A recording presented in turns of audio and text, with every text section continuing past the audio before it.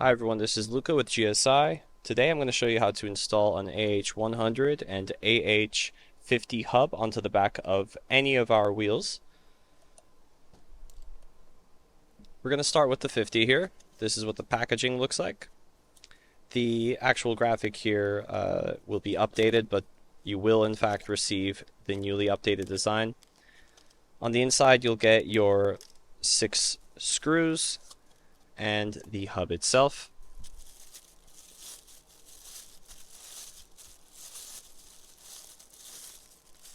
So taking a quick look at the hub itself, you'll notice one side has no threads and the other does. This is important because if you install the threaded side onto the wheel, there is the opportunity to damage both the hub and the wheel, and we want to avoid that. So once you get the hub out, I'm going to grab our screws. There should be 6 of them in there. And the way we recommend positioning the hub on the back of the wheels with the logo facing upwards, and of course again we're going to use the unthreaded side and place that down onto the wheel. What I like to do, just to avoid scratching any part of the wheel, is sort of pre-install those screws into all 6 of the holes within the hub here.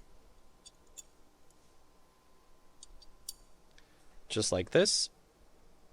After we've done so, we're going to carefully line it up and just gently screw these down.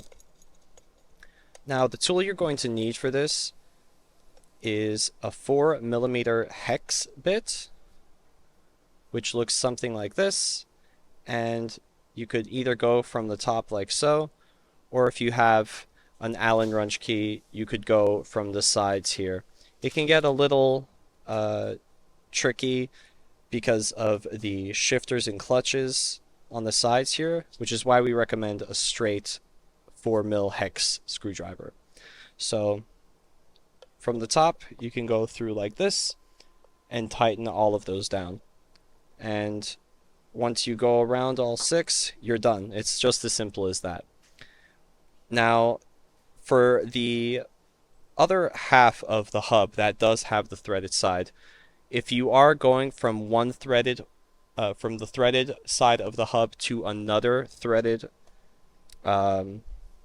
whether it's another quick release or a base of sorts, you will want to use captive screws. Now, for example, if you're connecting to a podium hub, we have a video detailing how to install a podium hub directly within the wheel. But if you want to do it onto the hub, you will need captive screws just the same.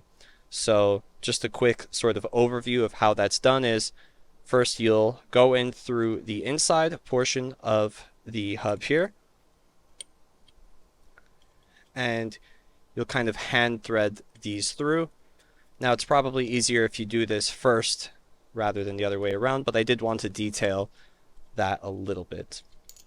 So moving on to the AH100, the installation process is practically identical. We have the same threaded, unthreaded sides of the hub, and the difference between the two models, if you are unfamiliar, is that the 100 is twice the length, hence 50 and 100. So there's no right or wrong hub, there's just a preference based on your seating position. So again, here's our little box. We have our accommodating screws. They are identical to what's provided with the 50. And then we have the 100 hub.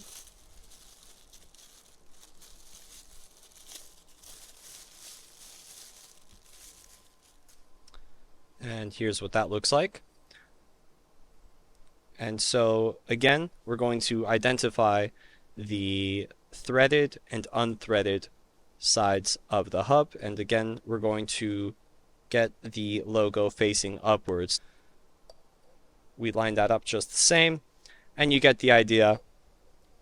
Same exact process. So it's pretty straightforward.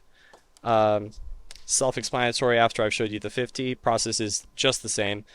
If you have any questions, feel free to leave them in the comments below, and we'd be happy to get back to you. Thanks.